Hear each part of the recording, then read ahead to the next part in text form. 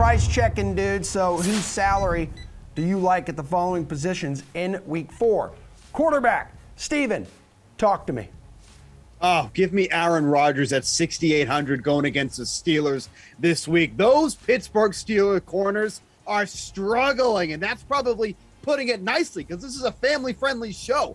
Cameron Sutton, 84.6% reception rate on 13 targets for 96 yards allowed. James Pierre, 72.7% reception rate on 11 targets for 114 yards. What game are you playing?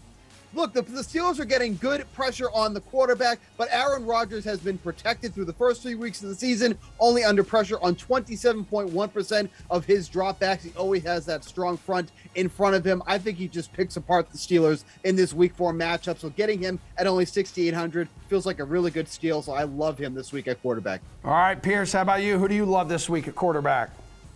Russell Wilson. And I'm with Steve. On the slate, a lot of the quarterbacks look like they're in some pretty tough matchups, but if you look closely at these cornerbacks, you can see some matchups to attack. San Francisco could be without basically all their starting quarterbacks. They lost Jason Verrett. Norman may not be back. K'Waun Williams may not be back. And then last week, the 49ers gave up 132 yards to Devontae Adams. I like Russell Wilson. He's been throwing the ball really well to start the season. And, just throw a little value play out there. Consider D. Eskridge if he gets the okay later in this week to help you pay for some of these guys. Maddie, who's your dude?